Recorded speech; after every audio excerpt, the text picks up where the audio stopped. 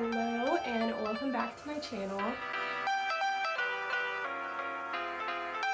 Today we are getting ready for New Year's in a way that is fun and attainable and not stressful or overwhelming. Over the years, I used to really get into New Year's and go hard, setting really hard and fast goals that were really not attainable, but then inevitably they would fail, and then I would be disappointed, and it would give my brain evidence of failure, and overall it's just not fun. So over the years I've really refined how I approach New Year's, and so now I have about 3 main categories that I like to focus on.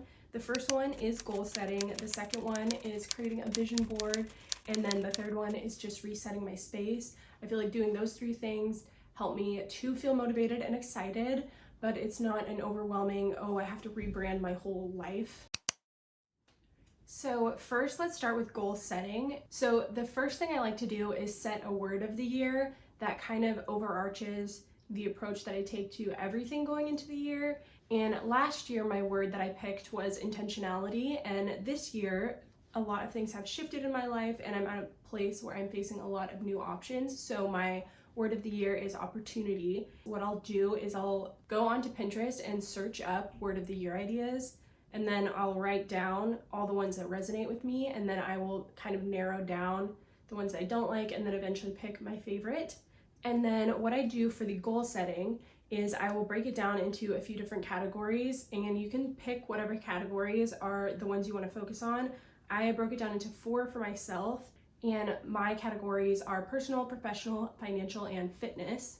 And when setting the goals, I like to make them very simple and attainable. They don't have to be easy per se, but I just want them to be simple, so it's straightforward, kind of like a SMART goal if you've ever used that in school or business. And I have my planner that I love. It is a 2026, but it had the first half of 2025 in it too. And then it has a note section in the back. So in that back is where I wrote 2026, the word of the year, and then my goals. And so I'm not going to go over every single one that I set, but for personal, I put to read 6 books of the Bible and to read 24 regular books. Very attainable, but just slightly challenging. And then for my professional, I wrote down some goals that I have for social media and another side business that I'm working on. And then for my financial, I put down a number that I want to have in my savings account by the end of the year that again is really attainable for me. And then for financial, I also wrote down learn the basics of stock trading, and then a very reasonable number for me to start investing, just to kind of get my feet in the water in that world, because I haven't really done that yet.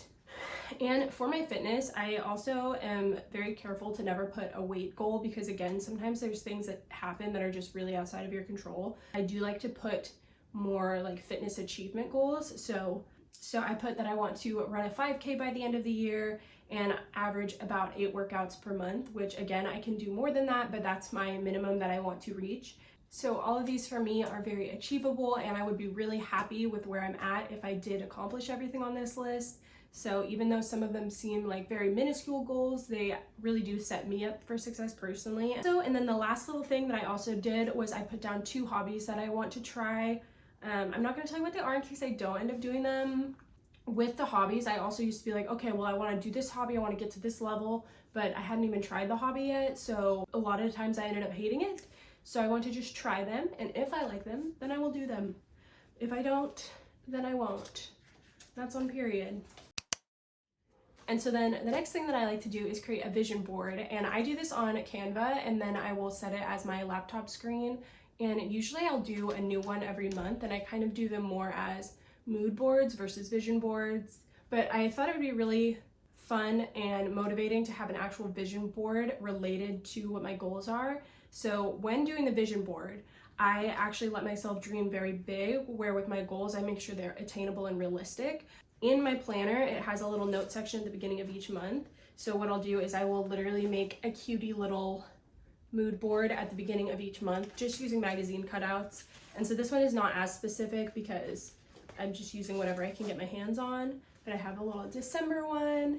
But then I also did one for the new year that has just some good New Year's vibes, and then these cute little stickers that I ordered too from Amazon, I think. And so how I approach the goals versus the vision board is I try to make the goals spark motivation and the vision board spark joy and excitement. And so obviously to achieve the goals, you have to have discipline following just motivation, but the initial should actually motivate you to feel like it's something achievable versus overwhelming. At least that's how I approach it. I know everyone's different, and this is just what works for me the best. So some people really thrive striving for really high goals, and that's great. Keep doing you, but as for me and my goals, we're being humble because I ain't know nothing about. My Kiki won't sing. Hold the phone. He's just sleeping and she hissed at him. Anyway, and then the last section is just resetting my space. Again, I would just recommend doing whatever feels the most beneficial for you. The 3 ones that I really wanted to focus on were cleaning out my closet of anything that either doesn't fit me anymore, doesn't spark joy, has like holes or tears that I'm just like working around, just really kind of get all of that old negative energy out of my closet. And time to tackle the closet. I should probably get a box, but I'm not going to do that. I'm just going to put them in a pile and then get a box later. I have never worn this dress, but I got it at Nordstrom and I just love it. So I definitely am not getting rid of it. It's very cute and I would wear it if I ever had the occasion, and it is nice to have a few nice things. So just because you haven't worn it doesn't mean you have to get rid of it unless it just doesn't fit you right and you could never see yourself wearing it, but you just don't want to waste the money. Get rid of it because it's a waste of space in your closet. I love both of these, but I feel like they're both a little bit too small. So definitely this one's going. This one is like barely too small, so I almost want to keep it. I think I will keep this one.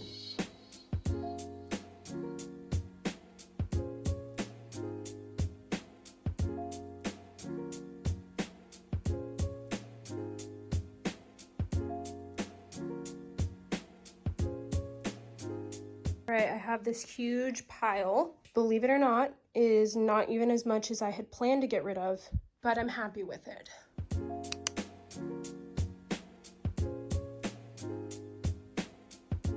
And I also wrote a list of like what my dream wardrobe would be. I put like 2 to 3 pairs of nice jeans and 2 to 3 nice sweaters, things like that. And so what I'm gonna do is anything that doesn't really vibe with that list, I'm gonna get rid of, except if it's a category that I don't really have anything in, like specifically with my jean shorts. I don't love any of them, but I'm not gonna get rid of every single one. I'm gonna keep like 2 or 3 that are my favorite, and then eventually I'll try to replace those. But for right now, I wanna obviously keep some things that I have so that you're not just going out and getting rid of all your clothes, but you also aren't holding on to things that you hate. Also specifically this year, which again, you don't have to do this, is I ordered a new bedspread for myself. It hasn't come in yet, but one that I had got really destroyed in the washer, so I ordered a new one, and I also got new sheets for Christmas, so it's nice to just have a nice bedding reset. But if you aren't wanting to buy new bedding, just deeply washing all of it and maybe like changing up how you arrange the throw pillows, or if you have different throw pillow covers, just kind of refreshing always feels really nice. My new bedspread came in and I am so excited. It's by UGG, and I spent like 2 hours looking up different bedspreads, reviews, price points, and I decided I wanted a comforter because duvets just seem like a lot of work with duvet covers and everything. But this one was a reasonable price. It was definitely more of an investment, but all the reviews said it was totally worth the price, and all the reviews that I looked at for the ones that were cheaper, that were similar, but different brands, just weren't cutting it. I'm so excited. I'm gonna make my bed.